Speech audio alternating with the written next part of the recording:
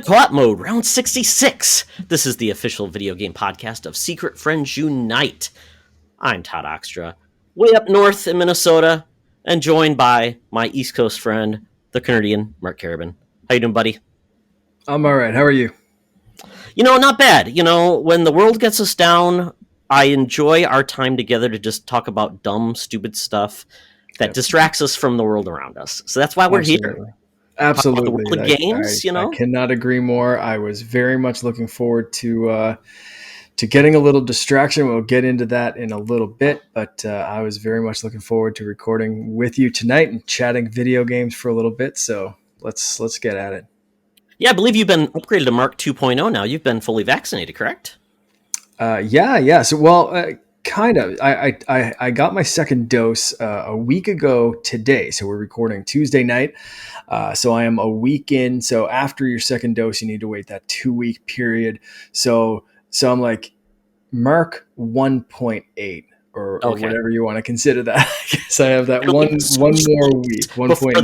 Netflix, they had themes and all those other cool things we've been waiting for. So we'll see what happens first. Exactly. My tracking chip and 5G are almost completely loaded and ready to go. So all right, folks. I'm feeling good though. I had like no symptoms. Like my arm was a tiny bit stiff the next day. Otherwise, like nothing. Did not slow me down whatsoever. Don't know if it's just luck or whatever. Some people were saying when they mixed. So I got 2 Pfizer doses. Mm-hmm. Some people were saying like, because a lot of people up here are getting like mixed, like Pfizer and Moderna. Oh, really? Okay. So that seems to have worsened some people's reaction. So I don't know. I actually my second dose, the first appointment that I booked was supposed to be Moderna, and then I got an earlier appointment and it ended up being Pfizer, and I was like, just stick something in my arm. Let's go. Let it rip. So I don't know. I'm feeling good though. I'm excited to start to get back to normal. It's going to be so nice. And folks, one way you can help us, getting vaccinated, of course, but we are on YouTube. So please subscribe to our YouTube channel. Mark's doing a great job of editing those bad boys, getting them up so you can see our wonderful, beautiful faces, see all of my prop comic antics when I add them. And we just have a good time up there. So it's good to see us and our swag. Like today, I'm wearing a new Secret Friends Unite shirt. So and I'm wearing a Mario shirt because I'm terrible. And Mark, just one of our shirts yet. Oh my goodness. We'll get you hooked up. We just need to add a real good international shipping option. So we'll get to that too. I'll get to it. So yeah, if you want shirts, you can go to TeePublic and go to Secret Friends Unite and get shirts. But the other thing you can really do to help us out is subscribe to our podcast feed.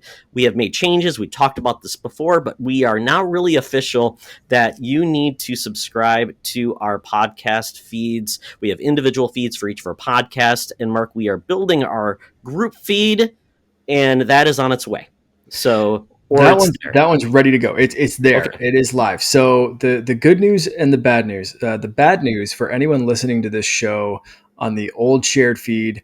I'm not sure how long. Actually, I don't even know if this episode is going to go up on that old the Podomatic shared feed. I'm not sure if you're still updating. Don't do it. Nope, not doing it. So anymore. If you're listening to this episode, you're safe. But hopefully, anyone that is still on the old shared feed. It's only that one feed that has all of the shows, and that's the only one that if you're subscribed to that one, it's not going to be updated. But we are going to record. We just need all 3 of us at once, and this is a hectic week for me. A very busy, hectic week for Charlie as well. And, it's not, it's just not the best time for us to all record a group thing, but we're going to record a group message, and we're going to put that one on that old shared feed just to let everyone know what's going on and whatever. But like I said, if you're listening to this right now, that means you're probably on the solo feed or the new share feed, and you're all good to go. Yeah, just a pro tip when you're looking, there may be 2 Secret Friends Unite.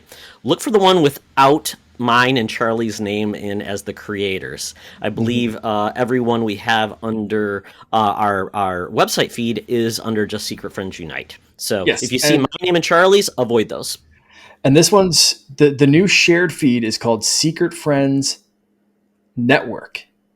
Perfect. So I believe it's yeah, just Secret Friends Network or Secret Friends Podcast Network. I'm gonna try. I think it's just under Secret Friends Network on like Apple, Spotify, Google, whatever. So that is live. So we'll be updating that. And like I said, if you're listening to this, you're probably already good. And if this is your first podcast on the Secret Friends Unite Network, you just discovered the network, the shared feed. Thanks for joining us.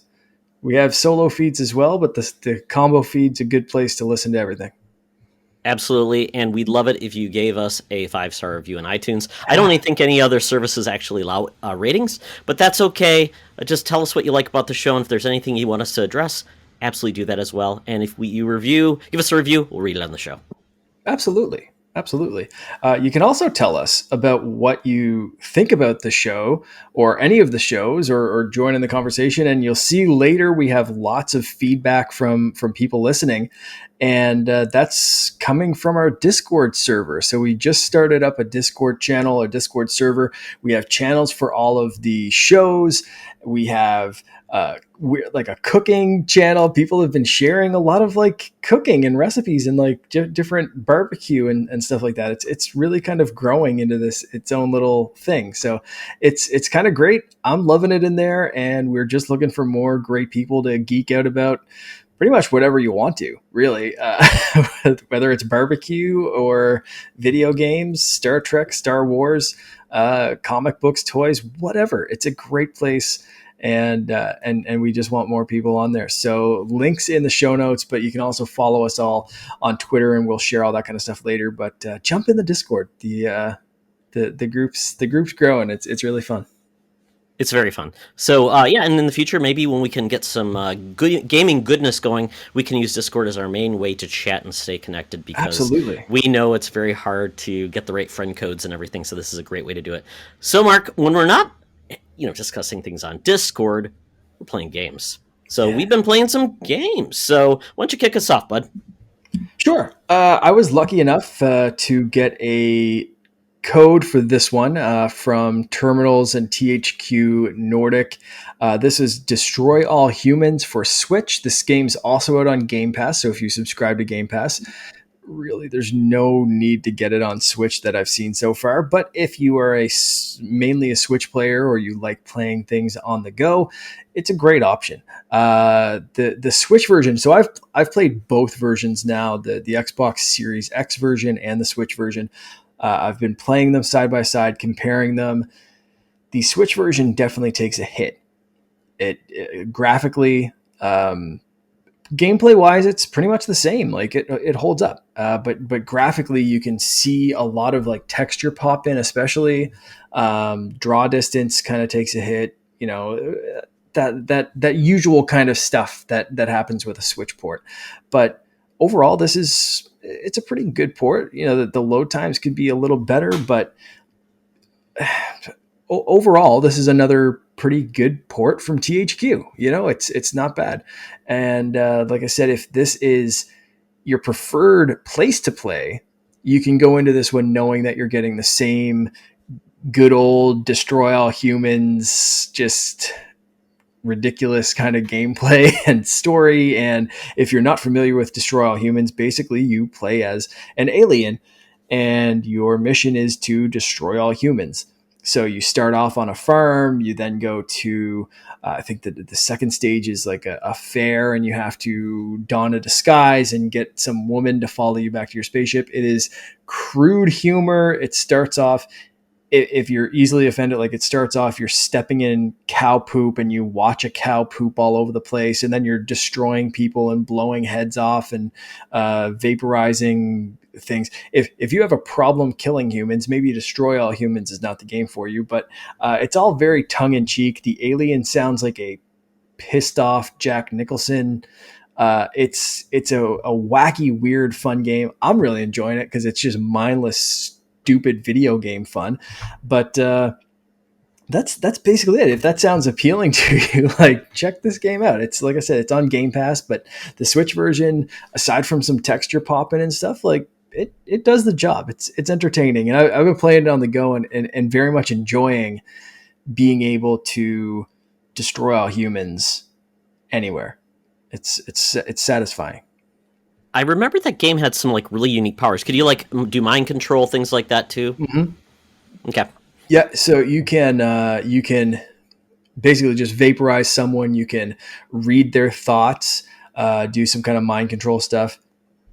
You can kind of don a disguise, so you basically clone a person, and then you can kind of incapacitate them whatever way you want to. You can also levitate things with your mind or the ray gun or whatever it is, and throw them. I killed someone with a chicken. That was fun. Uh, it's Makes just sense. it's wacky, and then you can get in your spaceship and really do some damage. Um, and you can upgrade all your there's a big skill tree, and you can choose that stuff. Both versions have a ton of like skins and unlockables all ready to go, and you can unlock more as you progress through the game.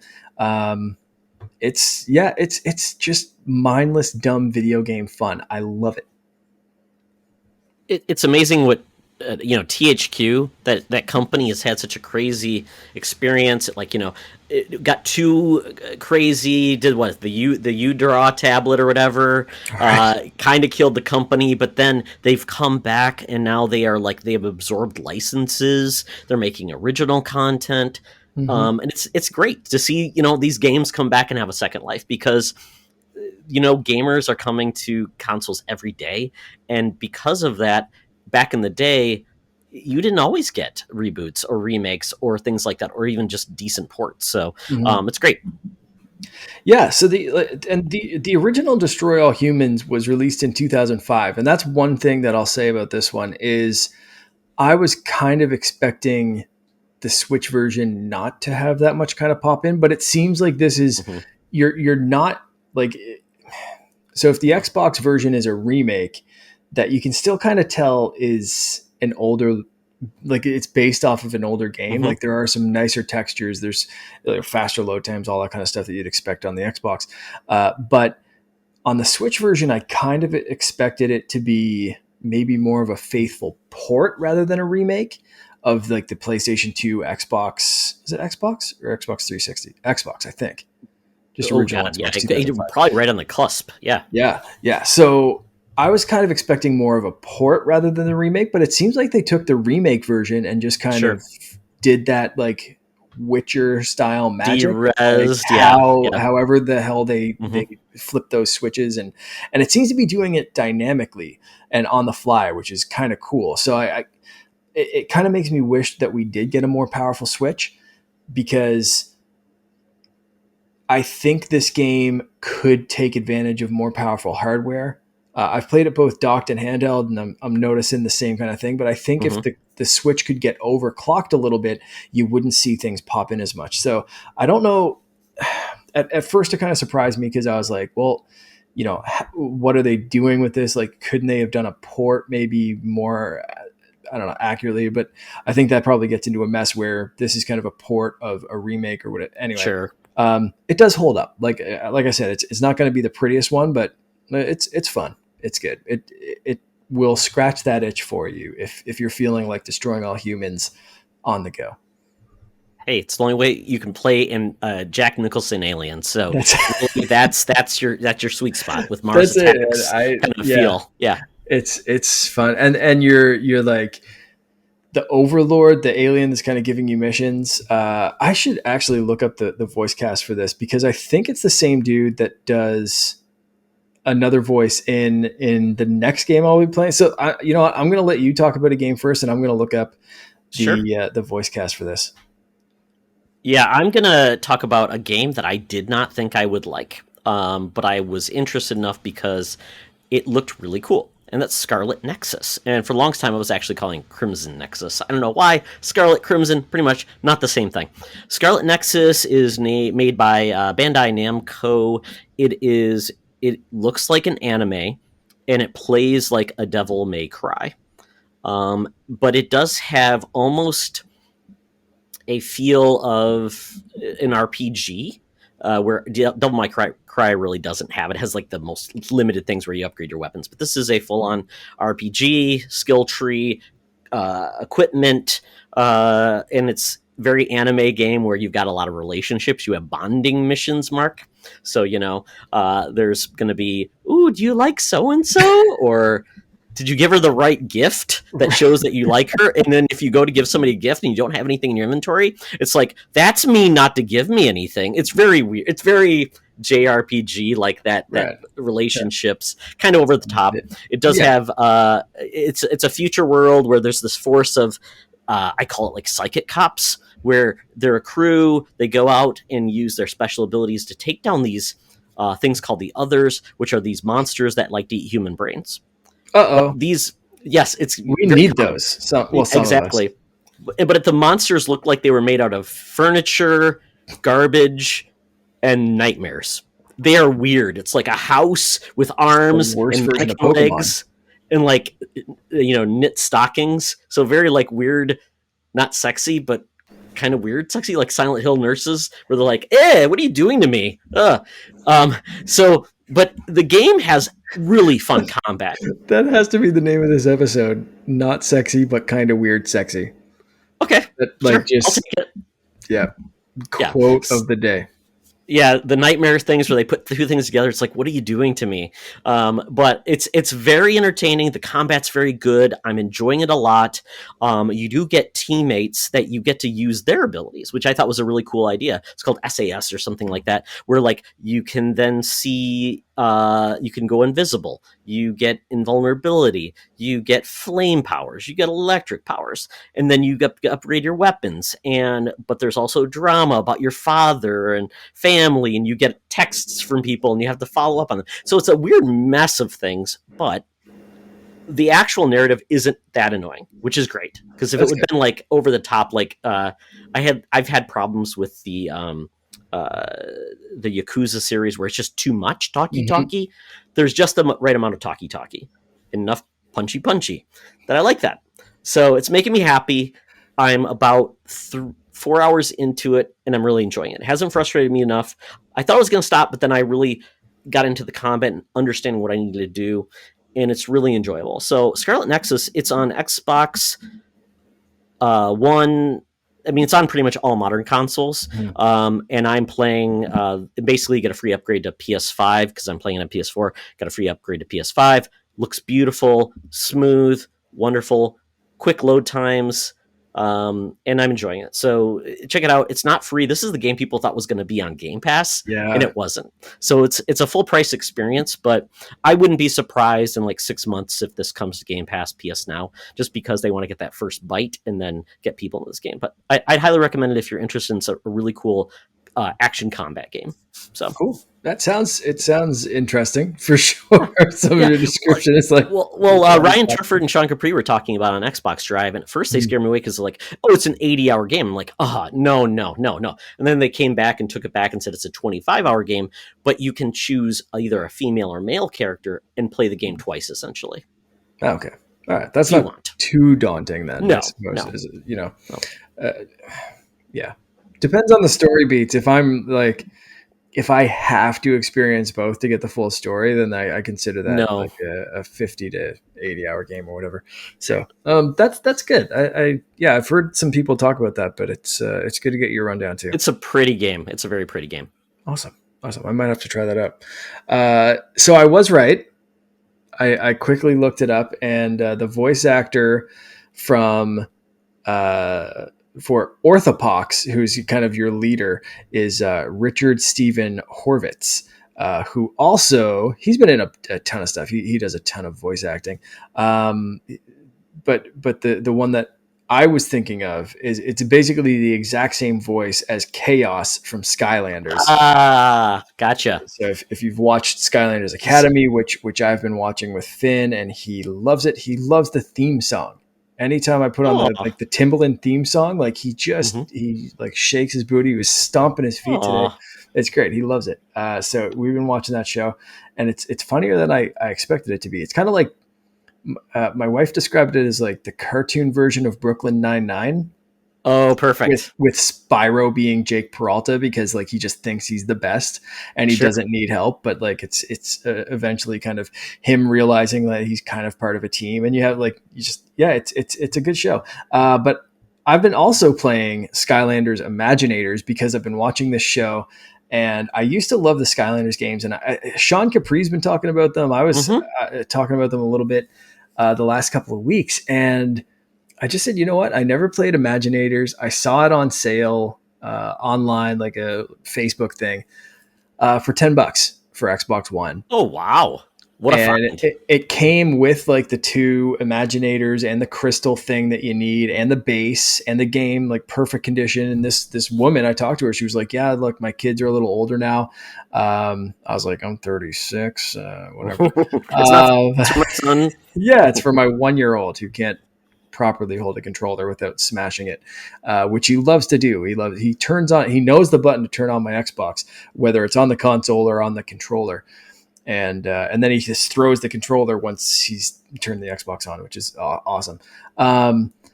But anyway, she was like, "Yeah, they got a gaming PC. They don't really play this. I was going to give it away, but I figured I could make a little bit of money." So she was like, "I don't know, $10." I was like, "Done. Let's go."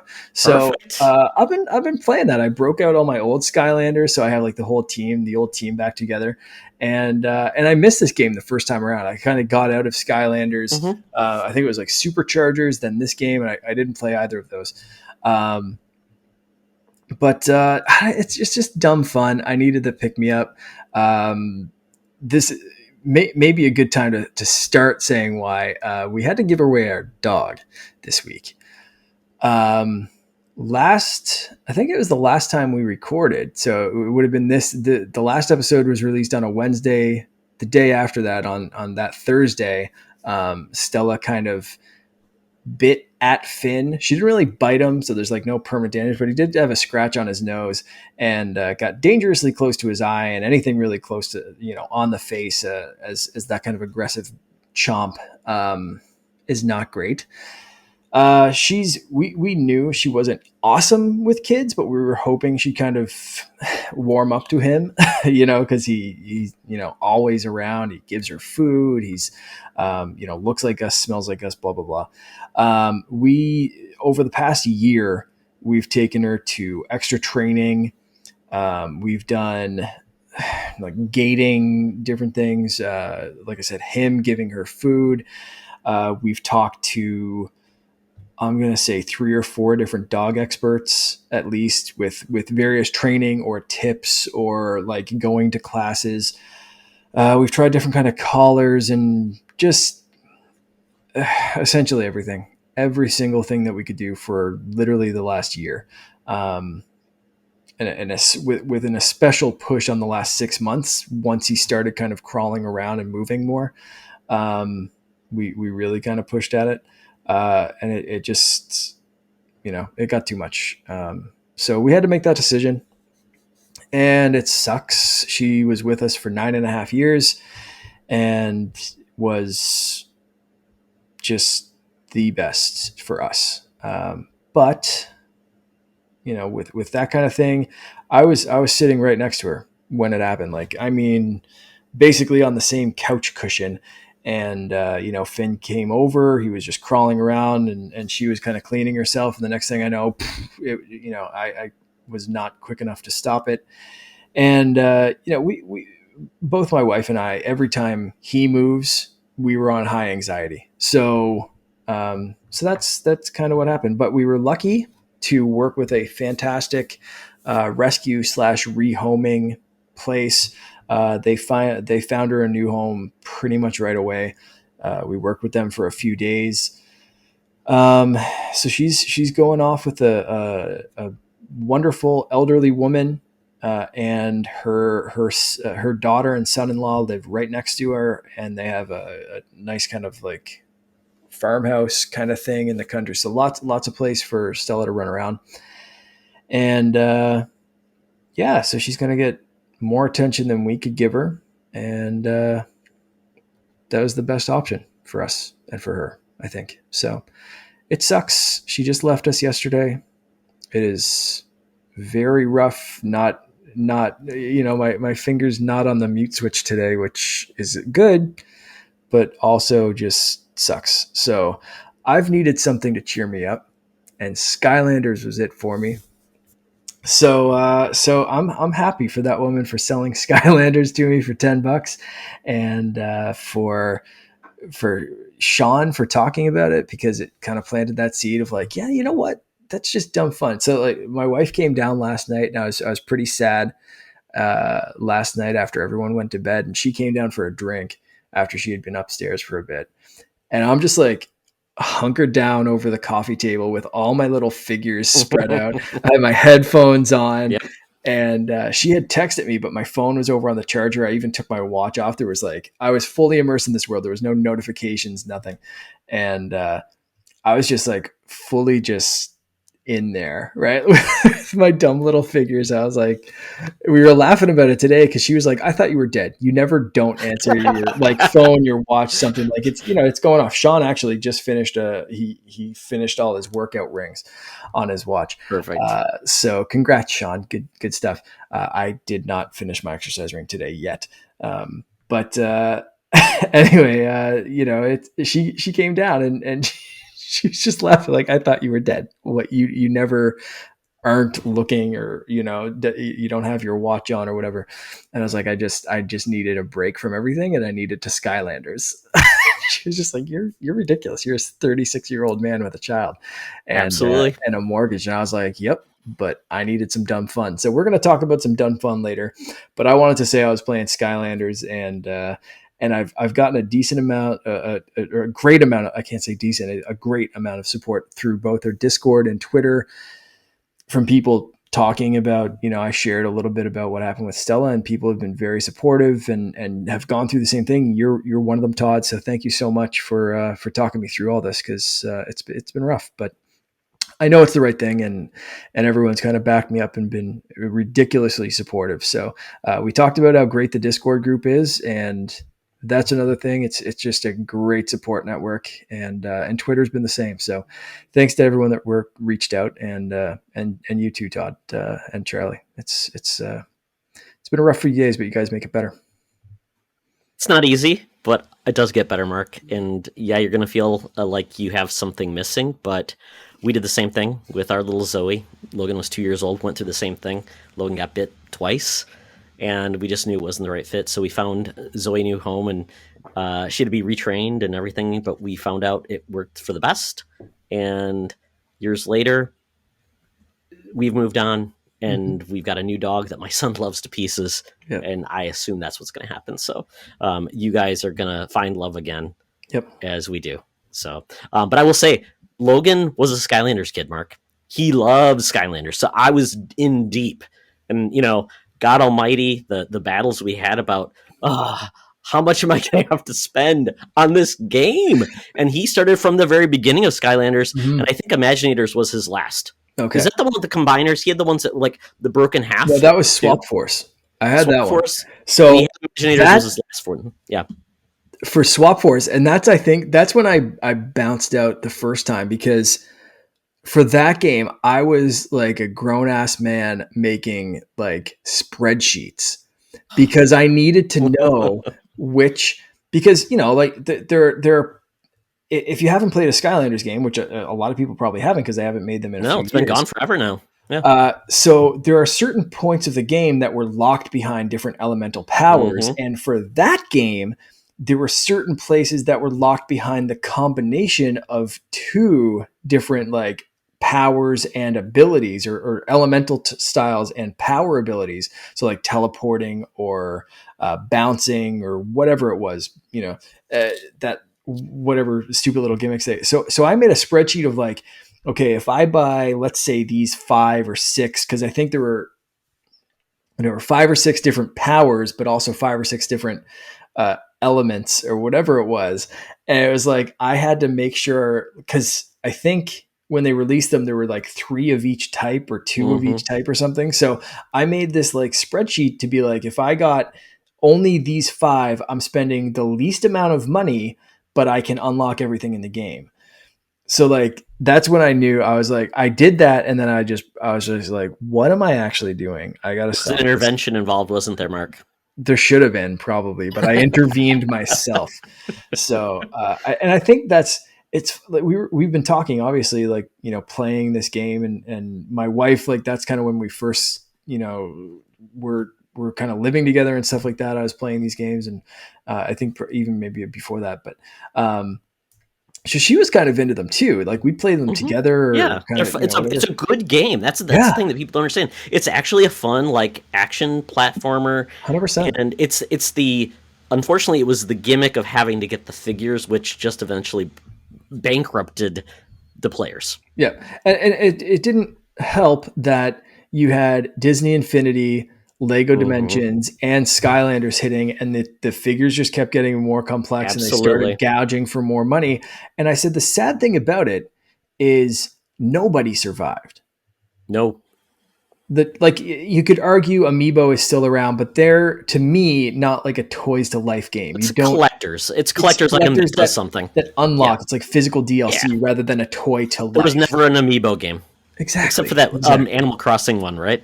Was that the only one? Yeah, that I don't count that. Uh, Yeah. Even though I played that probably more than most people. And don't get me started on that one. Regrets.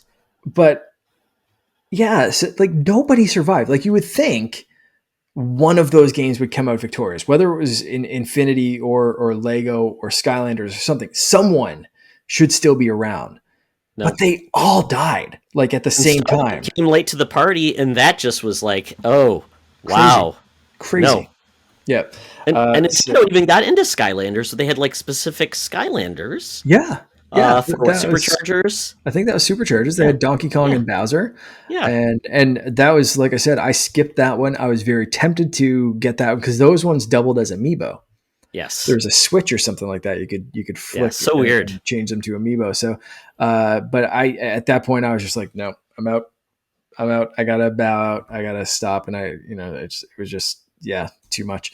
But uh, going back to this one, I'm not, obviously you can't get the figures everywhere anymore. No. You can't. They're hard to find. I'm not gonna go on eBay and like start to unlock the different. Um, what do they call it, senseis or something like that. I got the two that came with the game. I'm gonna play it for a little bit. I'm gonna get my $10 worth. I probably already did because it made me very happy the other night just playing it and playing with the dumb little figures, and that's gonna be it. So this game gave me exactly what I needed it when I needed it, and I'm gonna play it a little bit more and just be happy without just. There's a theme you can say, dumb fun again between Destroy All Humans and I love this. dumb I'm fun. just don't give me a complex story. Just give me something stupid and mindless to make me happy. Love it. I love it. There's going to be like a resurgence of Skylanders. Like I think it was Yeah. Disney Infinity on PC. They released a version where all of the everything was unlocked. Hmm. They just need to go back and do that with these games. Unlock everything. No toys. Just enjoy the game, and I think people would really love it because that I, was just a big barrier. I could even see them doing something similar to what. Oh shoot! What's the Star Fox one? You just said the name, and I'm Starlink. completely Starlink. Jesus, that'll show you where my you literally said it 30 seconds ago, and it skipped my brain. I could see them doing something similar to that, where they Hmm. do toys to life if you want it, They but had a you could digital also version, right? just do digital, yeah, and get the Yeah. deluxe version on sale, or buy a package online or something like that. Hmm. I could see them doing something like that and making it work with Skylanders. Like, Expansions. Yeah. Yeah.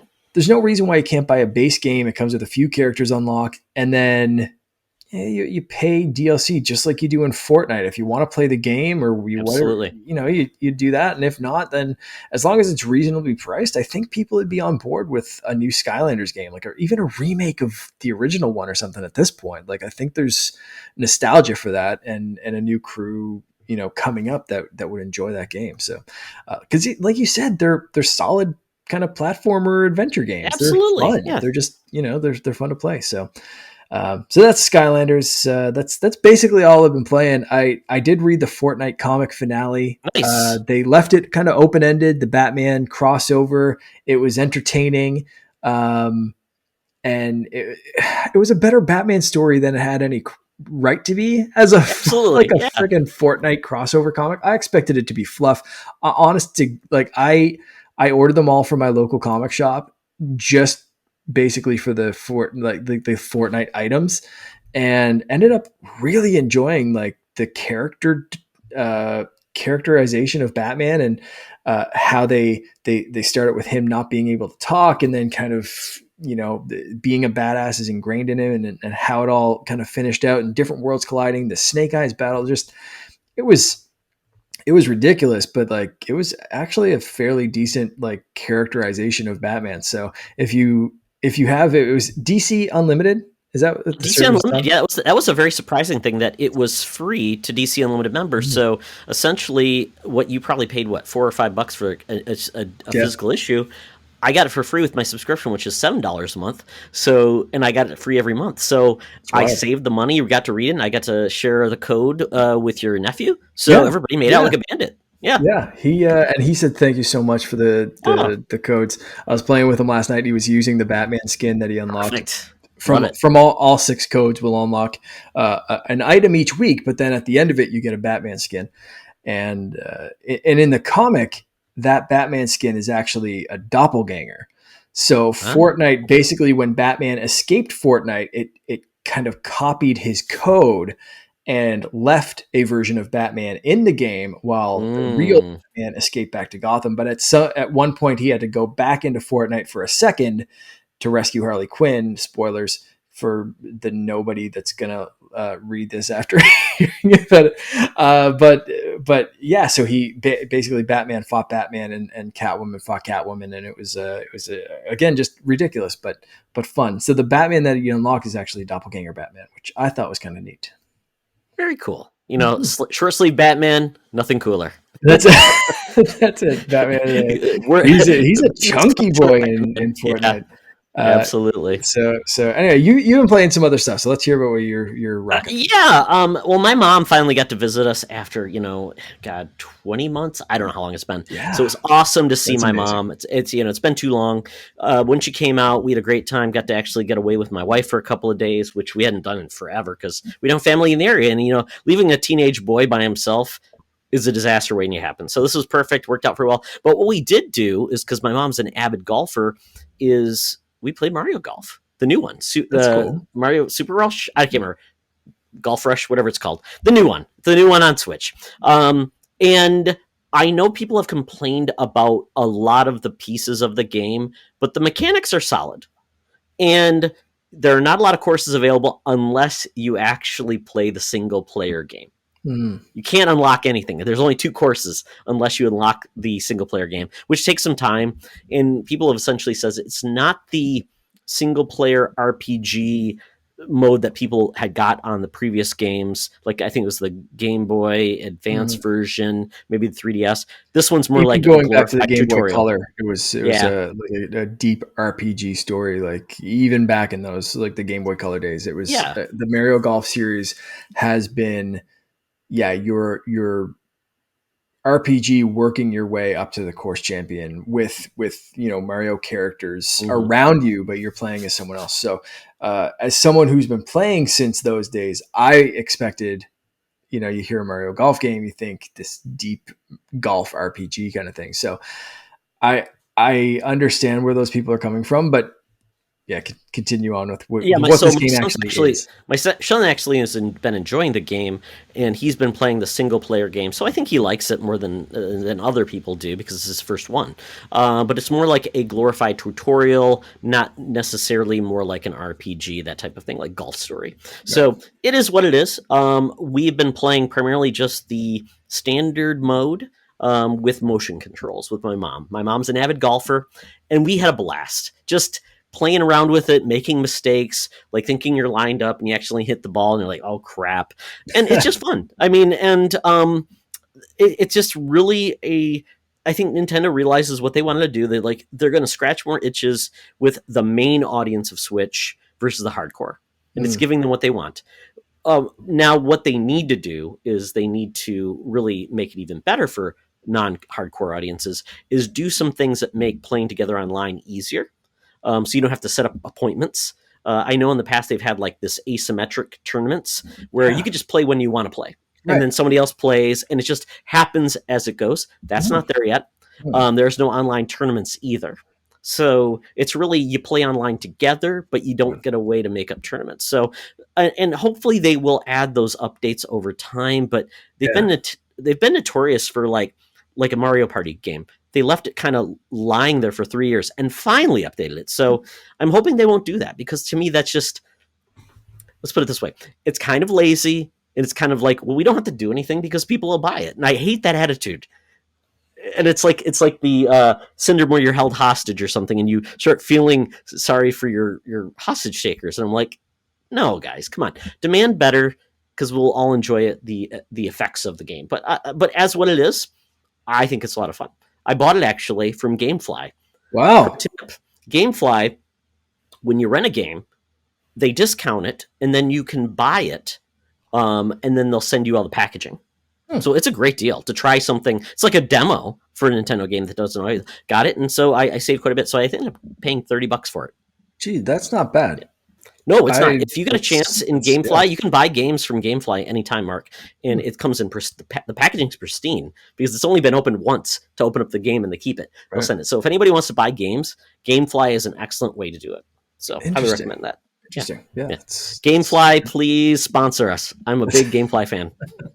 You pitch it pretty much every episode. I think so. I think I need to approach them and say, hey, can we get a code or something to give away? That'd be fantastic. So I will look into that. So yeah, Mario Golf, highly recommend it for what it is, but maybe not what you want if you're only going to play it single player.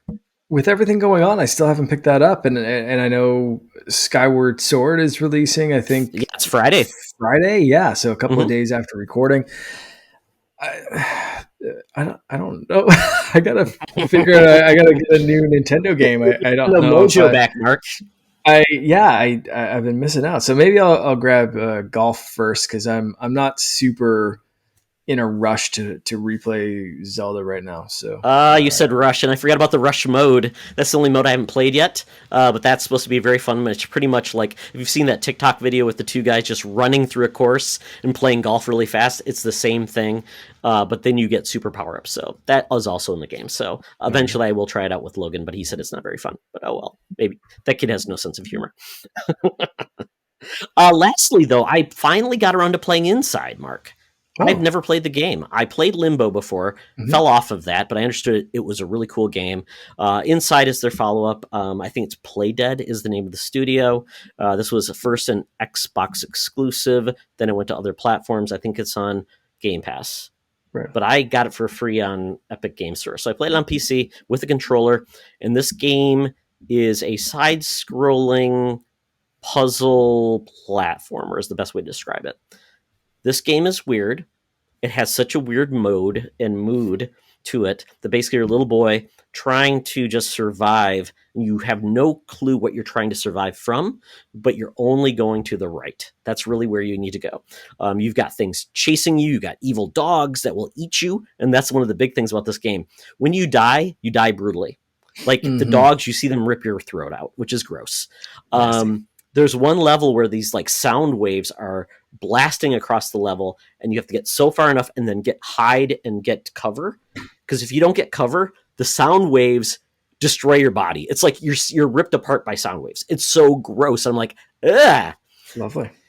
If you can get past that, though, the game is it just tells a story without any words or anything. It has no narrative that you don't have one line of dialogue. You just have tension and what you see and what you experience. It's about a 3-hour game, and I couldn't put it down, so I just kept on playing the game. But I will say this.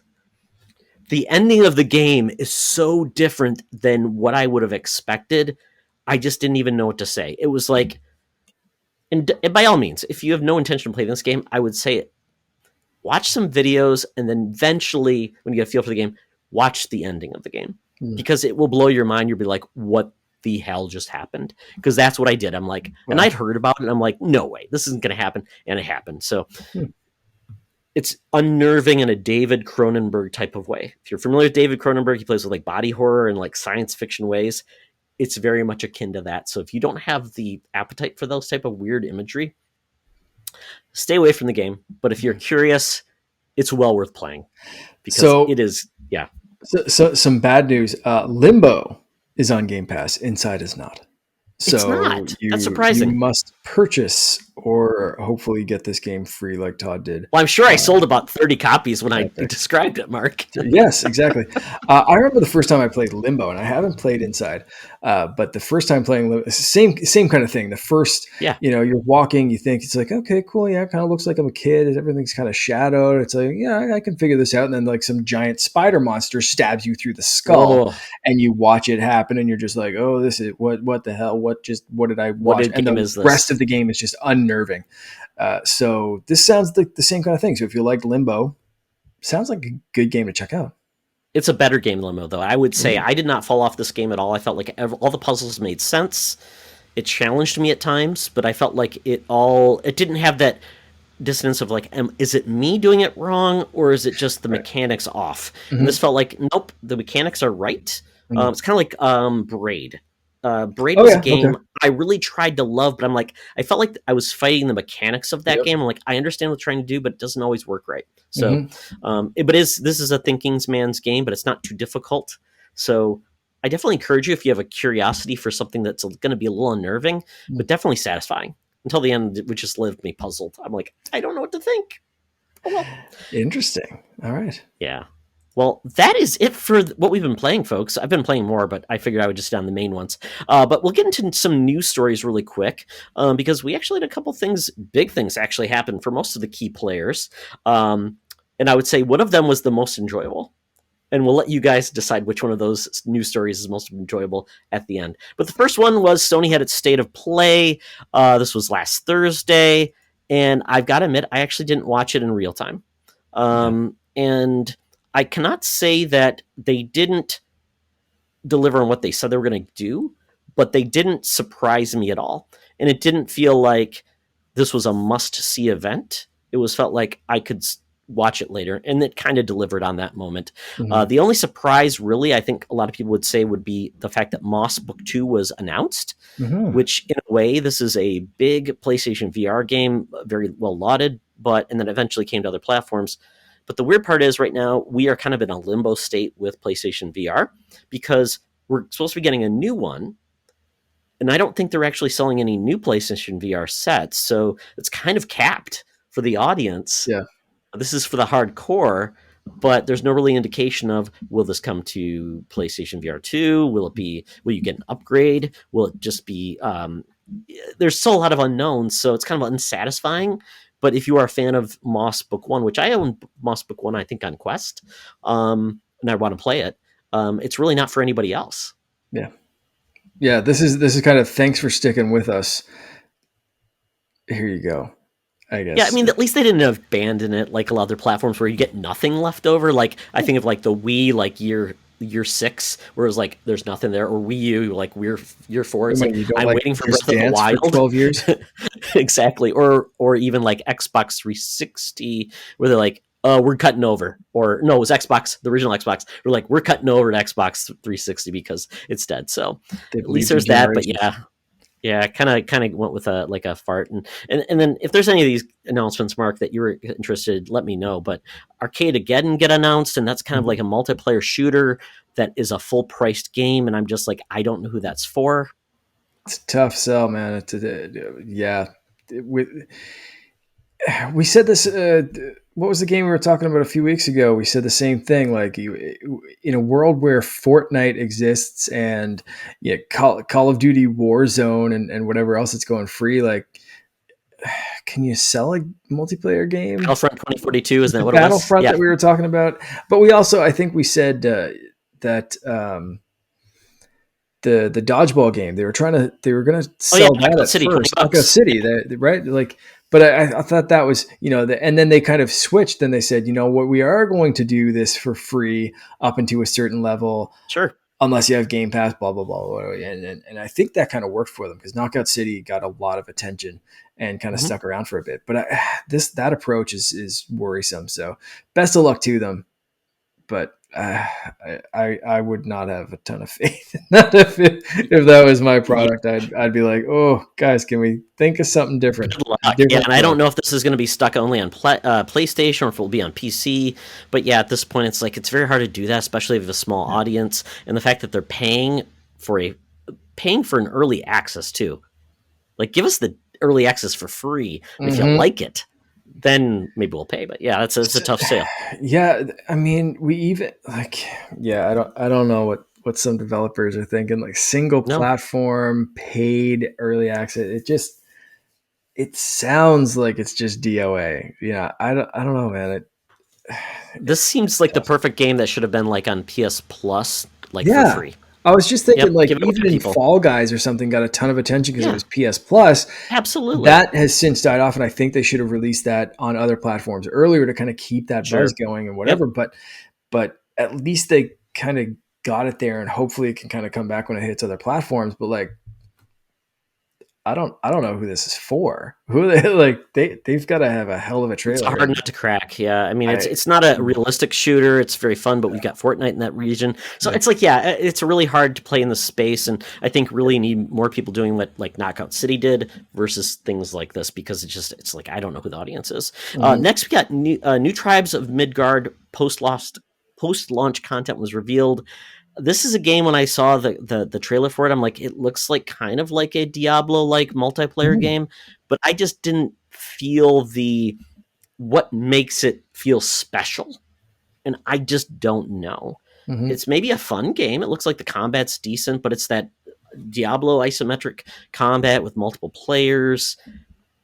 Wait, I it's a just wait for review don't. game because It it definitely it is. Yeah. looks like it What's the could be hook? good, but like, what's why invest? So It I looks like get a it. Game Pass I get game. that. It really does. It does. Yeah.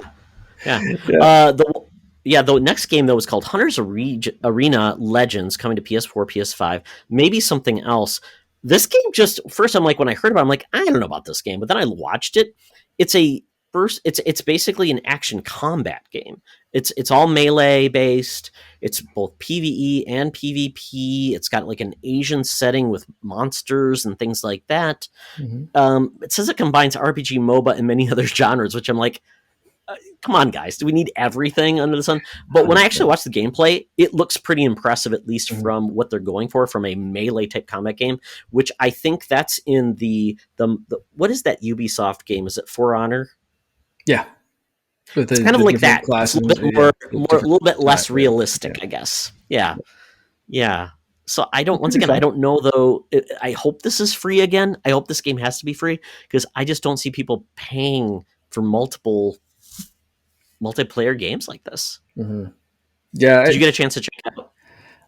not the whole thing. I watched bits and Okay. pieces or different like individual trailers of games that people. So that was one that I actually missed, sadly. So it does Okay. sound interesting from what you're saying, though. But yeah, sadly, it's not a good sign. Like what you're saying, like it may maybe take this one free or something because if I didn't see a trailer, it means I didn't hear people gushing about it Yeah. and or talking about it a lot.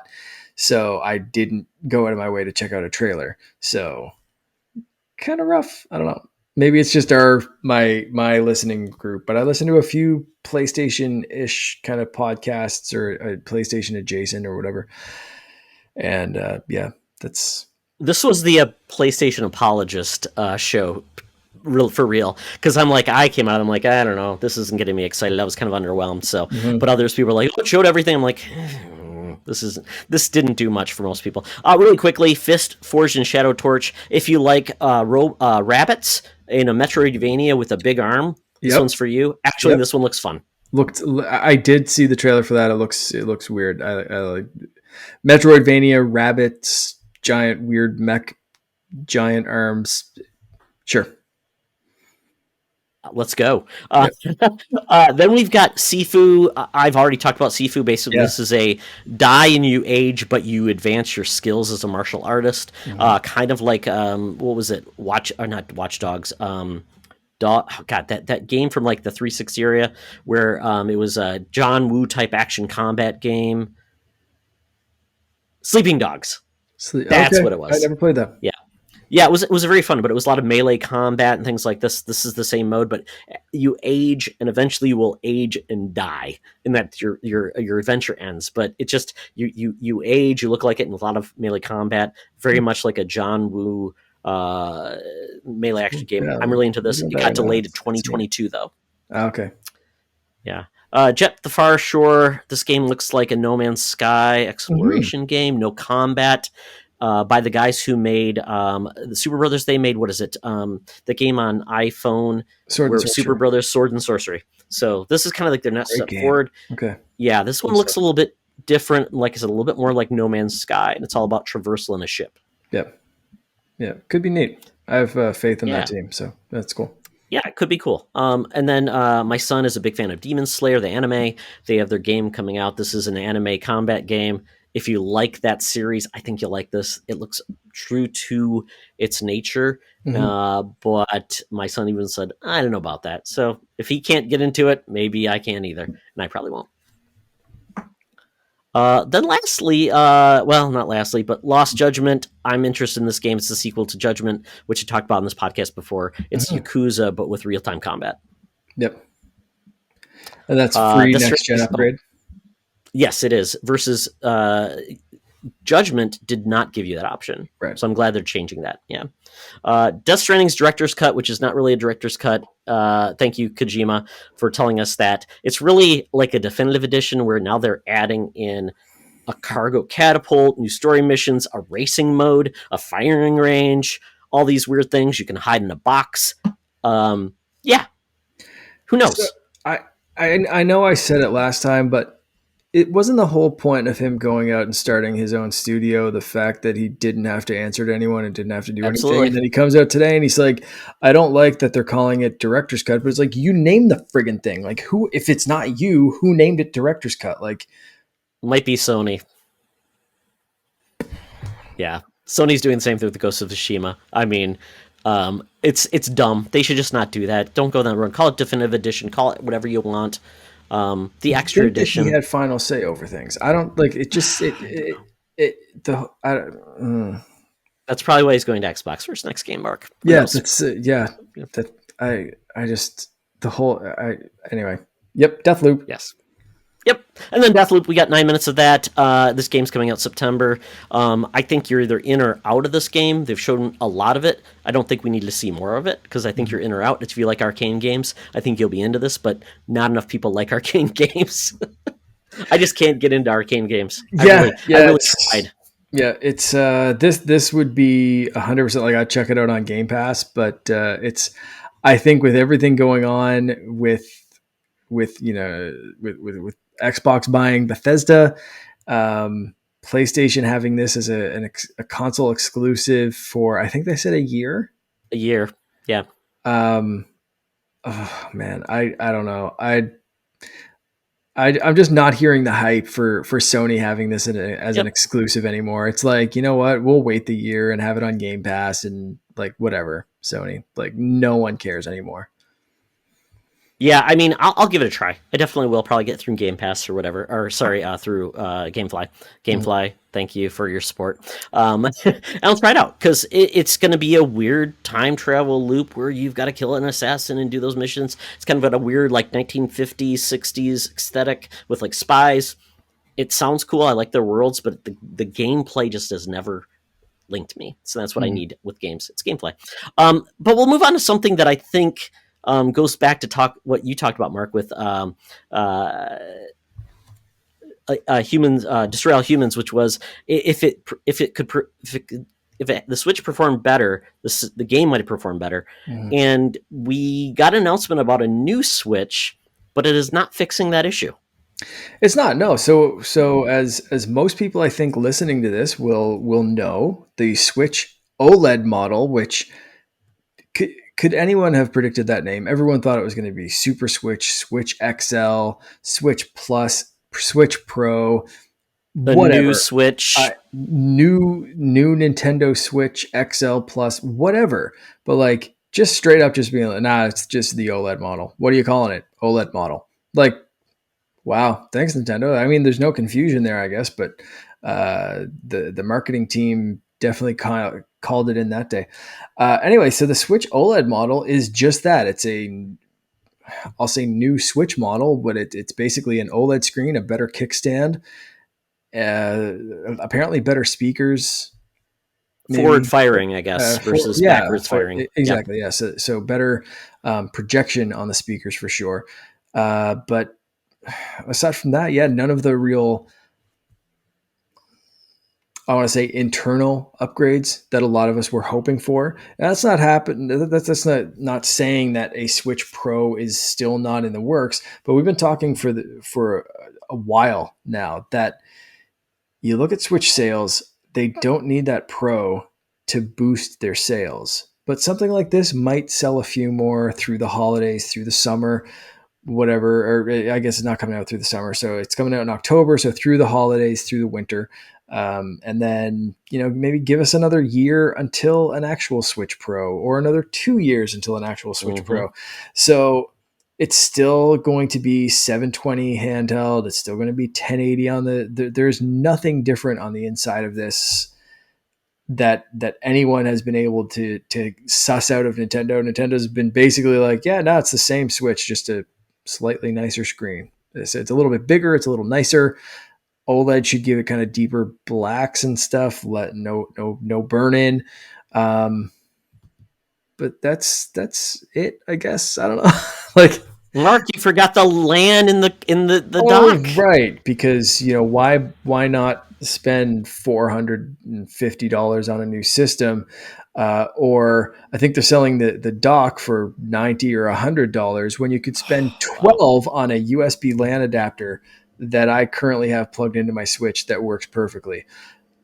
The problem I have with that is they're talking about that like it's a fantastic feature to have built into the Switch, when one, should have been built in from day one. Two, most of their online games suck even with that in there. It's great for games like Fortnite and a few things where the online infrastructure is solid already. Fortnite, Rocket League, any of those games that aren't Nintendo games. But Nintendo, for the most part, does not have their online infrastructure in any place that it should be in this day and age. So you're still going to get lag if Nintendo's servers are horse crap, and most of them are. So no, it doesn't matter. I've played Smash Brothers on 2 plugged in connections, end to end, plugged in. Mine's plugged into a fiber connection. I know the person I was playing with was plugged into a high speed connection. Not 100% sure what the speed was, but I was guaranteed that it was a high speed connection. It still was like playing at 2 frames per second.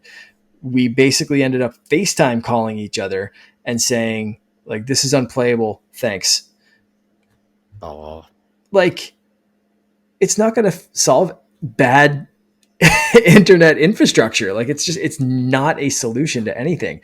And again, buy it for $12 on Amazon and plug it into your current Switch. Problem solved. If that's actually something you're concerned about, and it does help if you're playing games like Fortnite, Rocket League. Those games, like I said, awesome. Do it. But I don't know. If my Switch breaks, this will be the one I get. But I'm not rushing out for an upgrade.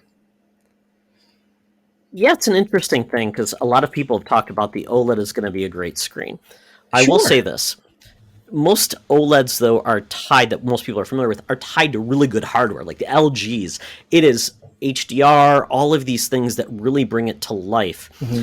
The Switch is just not great hardware. Like the OLED is on Apple, like higher end Apple products, Samsung products, where you've got hardware to make it come to life. Mm-hmm. This is still going to make your bad resolution not look better. It's going to make the colors look better, but beyond that, nobody said the Switch wasn't colorful enough to begin with. So to me, it's like it's not answering a question anybody cared about. And the resolution's going to look worse because it's a bigger screen. Absolutely.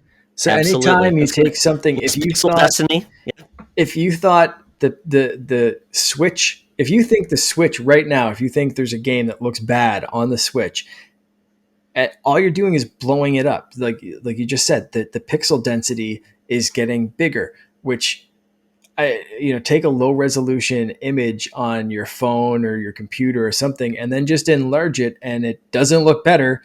If you shrink it down, it looks better, but that's just physics. Yeah. It's it's not solving any problems. But you know what? If you're excited about this, awesome. If you're ready for a new Switch, if you're one of the 4 people in the world that don't have a Switch at this point because it's sold such a ridiculous number, especially in the last year. But like, I know people that are still looking for Switches that haven't been able to get them, that they just wanted to get one this year.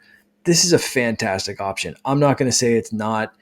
If you're looking for a new Switch, like I said, if mine breaks, I've had my Switch since it launched. If mine breaks in October, I'll be happy to get this one. 100%. It's a worthwhile upgrade, but I'm not. It's not one of those upgrades that's going to be like, oh yeah, I 100% need this day one. For me, anyway. I don't know. Yeah, it's a profit play, really, because I know Nintendo apparently bought these screens, these low res screens from Samsung, and I got a great deal on it. So, and at this point, they haven't changed the chipset, so their profit is going out of the sky. And typically, when you see upgrades like these, where that's like almost halfway through its life, we saw like the last one I thought of was like the Xbox One S. The Xbox One S was cheaper and a better system, had a 4K Blu-ray drive, performed better, was quieter, did all these things. Nintendo did the opposite. We're going to give you something a little bit slightly better, but we're not going to improve the ergonomics. And they already have a handheld system that's cheaper and easier to get. So really, to your point, Mark, if you do not have a Switch yet, you've waited, and you want to pay more than the current model you might be able to get, I guess this is for you. But yeah, I'm just waiting till my original Switch. I hope it doesn't die. I just want it to last, because at this point, I don't play it enough that I'm like, what's the rationale? I mean, I guess it would be Breath of the Wild 2 or something that I've got to play. So I really just feel frustrated that, once again, we talk about Nintendo doing the least amount for the most amount of profit. And this is kind of in their wheelhouse. So I think I lost my bet, Mark, because I said we're getting a new Switch for Breath of the Wild 2 launch in March. I'm screwed. Yeah. And I think we're not actually going to get a Switch Pro. I think we're just going to limp along until we get Switch 2 in 2023. Well, yeah, I mean, that's I think it's going to be difficult to determine what is Switch Pro and what is Switch 2. And maybe we'll have an episode where we determine that, because I don't want to get into that right now. But I think Bobby always said this, the Nintendo guru always said that he thinks the Switch is kind of Nintendo's end game. This is a 20-year product. This isn't a generation. This is their form factor. You look at the Game Boy line, Game Boy Color, Game Boy Advance, even because Game Boy Advance could play the old Game Boy games. Even the Nintendo DS could play the Game Boy Advance games and Game Boy games. So if you look at that kind of a continuation and that kind of a legacy, yes, there were new games that couldn't play on the old hardware, but the old hardware could play on the new stuff. So like that was one hell of a long lifespan. Even if you look at just the DS, so you have the Nintendo DS, then DS Lite, DS XL, 3DS, blah, blah, blah. Like that, these are concepts, I'll say design concepts that had a ridiculously long shelf life. And I think he was really, really right with that, where this is Nintendo's concept. So it's going to be tough when they make a distinction of, is this going to be a 3DS, like a DS to 3DS kind of jump, where there's going to be a clear, like, you can only play this game on this new hardware, or is it going to be a different, I think, let's save that for a future episode, because I think that's going to be an interesting conversation of what defines a Switch 2 versus a Switch Pro. Absolutely. Yeah. I mean, and I think it would be very hard for Nintendo to say your old games won't work, especially how much people put into it, because that would be hard selling, saying why you can't, because, maybe it's the Joy-Con restriction. But when I'm like, you know what? I hate that would make me hate the Joy-Cons even more. Yeah. Oh, well, enough about that. But we're going to end the news stories with one that was a lot of fun. So, kids, do you like nostalgia for the 90s, bad-looking clothes, even worse, like pop music? Well, you know what? We've got something for you. All For One is back, and they've made a deal with Xbox to basically remix their song. What was it? I Swear. And they have made it all about the All Access program. It's all there. Oh, this was so good. It made a music video. They rechanged the song. They had a girl who was in love with her Xbox One from the beginning, and she's having dinner with it. playing games, and then one day she realizes it's just not enough anymore, Mark. She finds love with a better person, better console that appreciates what she does, Yeah. and it's affordable. And then now it's a long-term relationship for 2 years Right. with Xbox Game Pass and an Xbox Series S. I It's all there. absolutely love this. Xbox All Access. It's yeah, like you said, you get the Game Pass, you get the Series X or the Series S, and it's. I thought this was so fantastic. They send out some awesome press kits with like neon jackets, and the box is shaped like a boombox. I absolutely love. McLaughlin got one, I believe, and he did a Yeah, little really some fun his stuff with photo it. shoot was amazing. And it was funny, the day he got that and he did the photo shoot, my son was wearing, I swear, like the exact same shorts. Like he had these bright neon kind of shorts. And when I was getting Finn dressed in the morning, I was like, these shorts look straight out of the 90s, dude, but you're rocking them with your little dinosaur shirt and your neon shorts. And then I log on to social media and I see Brock posting these on Twitter, I think is where I first saw them, but he posted on Instagram too. And I was like, this is fantastic. And Finn's wearing the same shorts, but like it was so good. Like this whole campaign has just been a knockout, and I love it. I want them to just keep doing wacky stuff like this. This is awesome. Did you see the other one they did where it was they used oh god, the band, look at this photograph, Nickelback. Nickelback, and they took it, but they said basically, look at this console playing with another console's controller, and it showed the DualShock 4 playing xCloud, and they made fun of Nickelback. It was great. Okay. But Nickelback singing it. They just used the Right. lyrics, and Yeah. yeah. All right. Yeah, That's yeah. awesome. Yeah. After watching the video, I realized, I'm like, we've got the two guys singing, and the other two guys are just hanging out in the background doing nothing. Did they actually ever sing in this video? I don't know.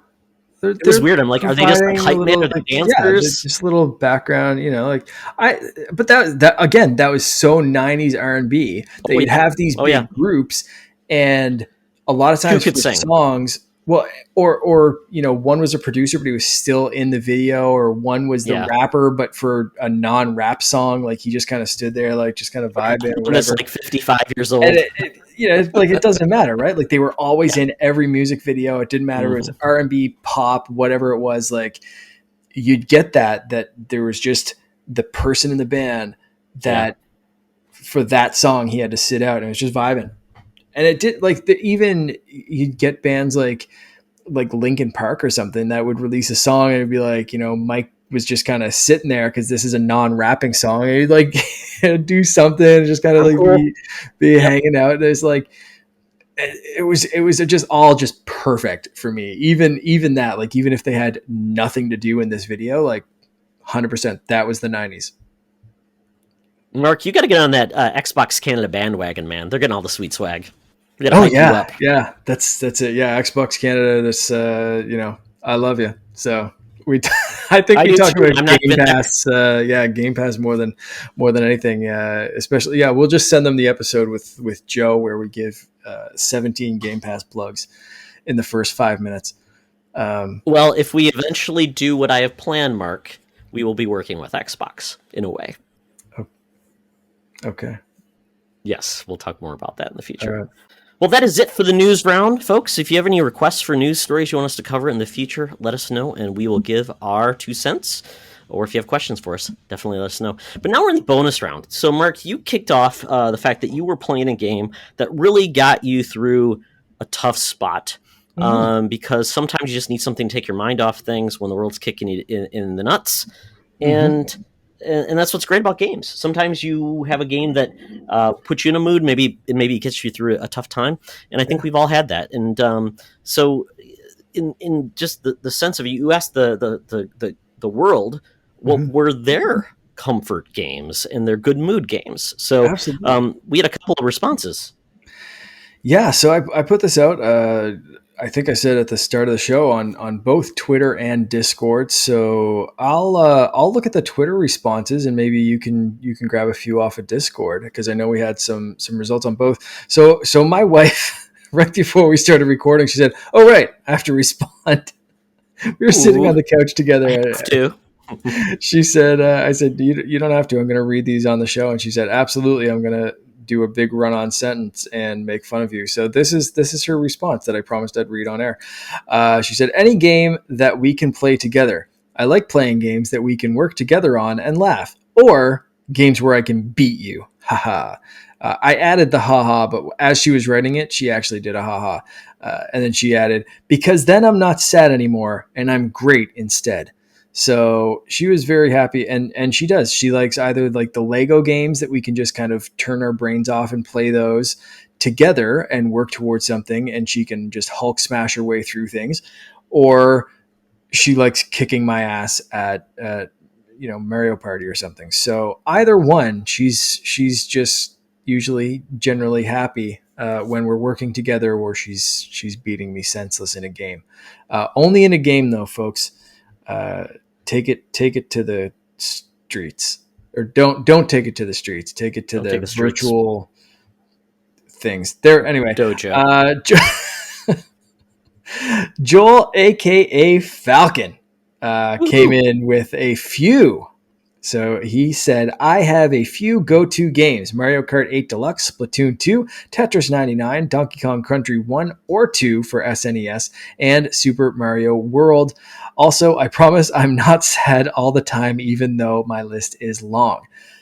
I get it. I like having a few games, like just for comfort food. If it doesn't have to be a devastating kind of like, I lost my dog kind of situation, to be able to be like, you know what, today was kind of a crap day. I'm gonna go play Super Mario World, and that is one of my go-tos. Super Mario World every single time, or Super Mario Brothers 1. Every single time makes me happy.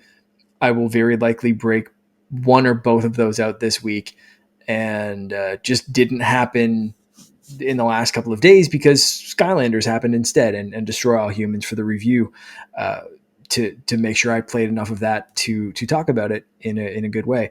That is 100% one of.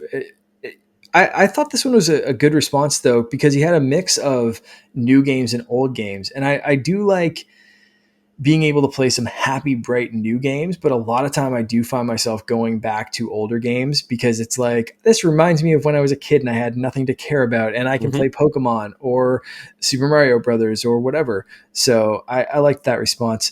And the one of the best names on Twitter and most descriptive names on Twitter came in with the results. So this is from Chris Wants NHL 94 Rewind on Nintendo Switch. You can find him at NHL 94 Rewind, and give Chris a little like.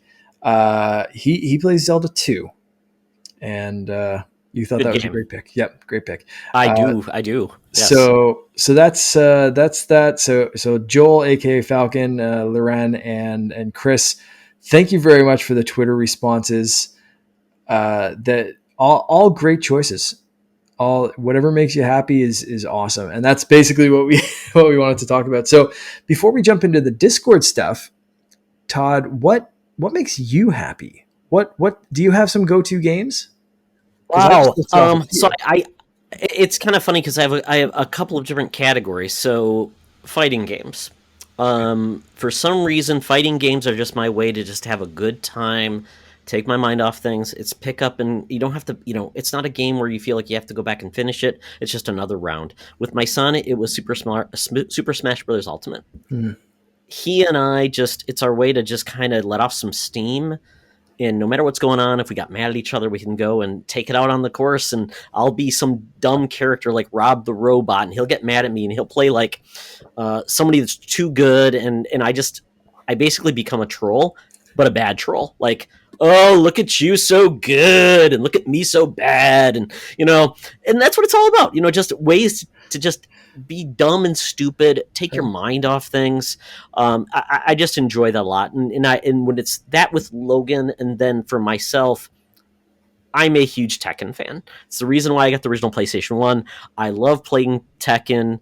I love just going back to my old favorites and just seeing if I've still got it, and just seeing how far I can get, and then watching the stupid cutscenes at the end. I love it when you've got the dinosaur that you fight with, the king guy, Tiger King or whatever his name. Not Tiger King. That was a different thing. But I just love it. I just love fighting games. They just make me happy. I'm not good at them, but they are just mindless violence, especially the Mortal Kombat games. I love those. So those take my mind off things when I'm having a bad day and I need something to get me a good mood, is over-the-top violence, Mark. I think that's a solution to all our problems. You know what? There's something to be said about that, because as much as like so far, most of the games I've said, aside from Destroy All Humans, which is that kind of mindless destruction and stuff, but there is something to be said about that, like catharsis of like when you're having like an angry set. Like most of the last few days have just been like sad, and I needed something bright and happy to pick me up. But like sometimes you're just like pissed off of the world, and like something like Doom for me is very like just. I'm not stuck in a room with demons. The demons are stuck in a room with me, and they're going to pay. And there's really something amazing about those games. And I don't know what that says about us as gamers, of like, or maybe it's a healthy escape or something. But like that's any time in the past people have talked about, oh, gamers are violent and this, that, whatever. But for me, it's getting that aggression out in a way that is just left on the screen. I can go through and kill a bunch of demons, or run through Wolfenstein and kill a bunch of mechanical Nazi things, or whatever it is. And you just leave it all in that digital kind of realm. And it's a very, very cathartic kind of feeling. So there's something to be said about those. And I think depending on the pick me up that you need, we're lucky that we have so many games to choose from, especially on Game Pass, where you can get your first 3 months for just $1 and access to over 100 high quality games. I had to get one in. But it is amazing that there's so much choice that, like I said, when it's just sad, you can play something bright and happy and just fun. When you're angry, you can work through things there. And I think it's amazing as gamers that we have that option. So you want to jump through some of the Discord, Oh yeah. So, want to thank the folks in Discord for their comments. So Matthew Keel, aka Infinite_Rewind, great guy. We've had him on the podcast before. Yeah. Matt said games that gets him through the tough times were Eco and the Shadow of Colossus helped him get through X-Ray School. The calming feeling of helping Yorda by simply holding her hand is something no game has repeated as well as that did for me. Each Colossus felt like a different milestone in learning diagnostic medical imaging, and the ultimate fate of the protagonist took on a meaning of rebirth for me as I entered a new career. I have others, but I don't want to take too much of your precious time.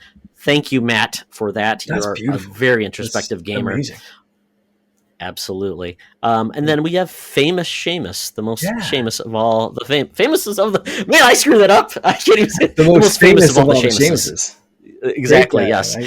I'm happy that COVID's opening up. I might get up to Halifax soon and be able to actually maybe see Seamus. That'd be great. Yeah, real meeting in real life. I'd love to see pictures of that. I posted one. There's one on Twitter I posted from a couple of years ago at a local con. I met up with Seamus, waiting in line to meet. Oh shoot, someone. We were both there. As a voice actor. I can't remember his name right now. Cool. But met up with Seamus. It was an awesome meeting, and I'd love to do it again. I'd love to see that fantastic fellow again. So Seamus, thank you for coming in. You're not too late. Obviously, we saw it as we were recording. I saw this come in on my phone, so I'm glad you made it in under the wire. Sorry, Todd, continue.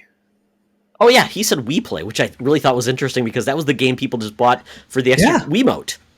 Yeah, it's kind of crazy. He said, when I was younger and stressed, My dad and I would play the shooting mini game in We Play. It was one of the few games, aside from Tetris, that he can play with the whole game just being point and shoot. Super Mario Galaxy, another game I played while growing up. I played Mario Galaxy so many times that I can probably play the game blindfolded. I usually played it when I was stressed out. The game just had a calming nature to me, and I think the music in particular. The theme for Space Junk Galaxy, Oh, specifically. yeah. Uh, Spider-Man Miles Morales. This one is actually more recent, and then Super SMMM. Spider-Man Oh, Miles Morales. Spider-Man Miles There you Morales. go. I'm just torturing this. I work retail, and since I had to deal with that along with COVID, not being able to see several family members, it was nice returning home from a crazy shift to swing around New York City in one of my favorite games of 2020. I totally agree. Mark, get with it, man, and play that I game. really need to. And that Even reminded on me PS4. of another game. A lot of people did not like this game, but anyone that listened to co-op mode for any amount of time might remember that I had two grandparents die within a few weeks of each other, and my escape was Anthem.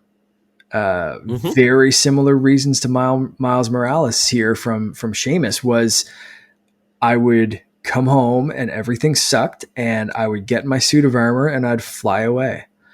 And I burned out hours of that game just flying, just cruising around and just getting away. And I'd see something, I'd land, I'd check it out. Part of it was that, again, that catharsis of just wrecking through things as this Iron Man ninja, but a lot of it was just that wrapping myself in the suit and being able to just fly away from the problems. So I totally get that swinging around and that feeling of just like I'm just out here on my own, nothing can touch me. uh I get that one, Seamus. I really feel that one. I did want to touch on one more game Yeah. that I just thought of it now because it actually takes me back. My dad passed away in 2007, and it was a rough time. And there's a game that I didn't expect it to impact me, but it definitely made me feel like I wasn't alone. And that game was Journey. Mm, Journey is all about a game where you feel like you're on your own, but as you're going through the game, you find others, and they connect with you in mm, a nonverbal way. And for some reason, a game that's so short, no dialogue, and really no understanding of what your main quest is except going forward to finish your journey. And it just made me feel connected in a way I at that time didn't really feel connected. I felt like I was just not able to deal with what was going on, and it was hard. So in a way, it was probably the only game I've ever cried before. At the end of it, just felt like just a weight lifted off my shoulders, mm. and that is an amazing thing that gaming can truly bring that a lot of other mediums just can't, because you're just along for the ride versus games. You're taking that journey, that step forward, that effort. Like games like Celeste, people have talked about, Yeah. that have given them that feeling of connection or realization, or making them feel like they matter. Mm. And that's awesome. So yeah, sometimes games are just distractions, they're dumb fun, but sometimes they can make you feel like you're part of something. Kind of like that's why people play games together, because yeah, you want to get away from things, but you also want to be around your friends that make you feel good and connected. Yeah. Especially when we can't, right? When we're miles apart. Um, so yeah. So Mark, you need to see Seamus, Yep. and the good news is I'm going to see Rich Davenport, Awesome. a member of the Sea of Friends Unite community, actually podcast family, on Friday. Oh, that's So this awesome. is going to be a good time. That's Yeah, we're great. going to hang out and have a good time at a pinball bar. Cool. I love pinball. Yes. I was just looking at an old Yes. pinball machine that I got when I was a kid. It's currently up in Finn's room. It's in pretty rough shape, but I might try to restore it a little bit because it's just a tiny little machine. It's Sure. on a Yeah. bookshelf right now, but I put so much time into that when I was a kid, and now it's up there. But pinball is awesome, man. That's another one that I was looking at tonight, and I was just remembering just like being in my room and playing pinball, and I loved pinball so much and still do. But like that specific one thing, I just sit on my room and just just play pinball and like just whatever, just escape into the high score. As it can be something that simple, right? It doesn't have to be a big, crazy experience. And like you said, it's so good to have all of these escapes as gamers. We're kind of blessed to have such a diverse hobby. So thank you everyone for sharing those. Absolutely. They're helping me this week hearing everyone's stories about whether it's just reaching out and saying, like I said before, we experienced the same thing, or just sharing these games. This is great. Thank you guys. Thank you everyone. Yes.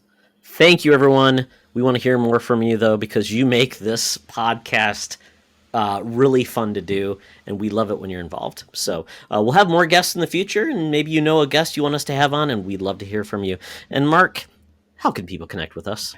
Well, they could follow us on Twitter. The _ Canardian is my Twitter handle.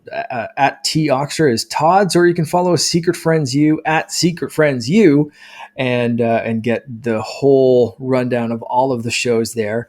You can also follow us at secretfriendsunite.com. That's kind of the catch-all for everything. So we're also actively looking right now for contributors. If you want to write something, a review, an article, I've been putting up a few things there. We've all kind of thrown a few things at the website, but we want some more stuff. More is better, and whatever you want, we can find a space for it. Even like cosplay photos and stuff like that. If you want to share some stuff there, we've got places for it. So send me your ideas. Geek Layers. Donnie from PSVG was posting his videos of all of his cool background lights for all of his consoles. Yeah, anything. Like we can make it, we're building the website ourselves. If you think we need something, or you want a place to share anything, let us know. We'll make it work, and we want some great contributors. So let us know there.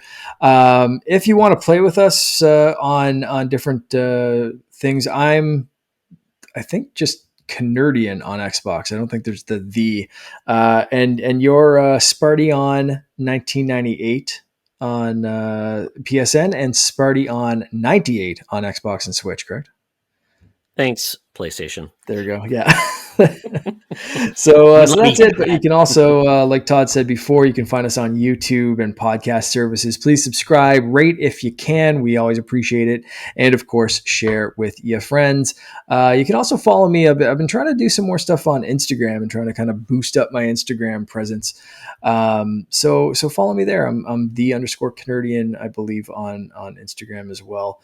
I should double check that to make sure, which I'm going to do right now while I'm just kind of vamping. The _ Canardian. Yes, I got it right. All right. So they're Instagram or Twitter. And I'm going to try to just keep on posting some more stuff. I want, I don't know. I just kind of like the other day, I was just thinking like, I just got to try to post more on there. Absolutely. More photos. I like taking photos of stuff. And now that Finn's kind of getting an interest in some nerdy stuff and just some fun stuff in general, there'd be a little bit of like Finn stuff, but also like a little bit of gaming stuff and Star Wars stuff, I'm sure. So if any of that sounds interesting, hit me up on Instagram. Perfect. And also, I'm wearing a shirt. Mark is not, but he will be wearing shirts in the future. We have shirts. They're on TeePublic. Secret Friends Unite. Check us out there if you like any of our gear. If you want us to create any new designs, let us know what you'd like to see. I think the best one, though, is it's our images. And I'm hoping people will get those shirts in the future, or stickers, anything you want. Yeah. Still no hot pants, Mark. Still no hot pants, still no hats. I don't know what they're doing over at TeePublic, but I do like their stickers. I even have like a couple of the TeePublic masks. They're pretty good. I like them. They make some all right stuff. Excellent. Well, that is it for the show. Thanks for being with us, guys. We will see you again in 2 weeks. And remember, folks, it's always better to game together.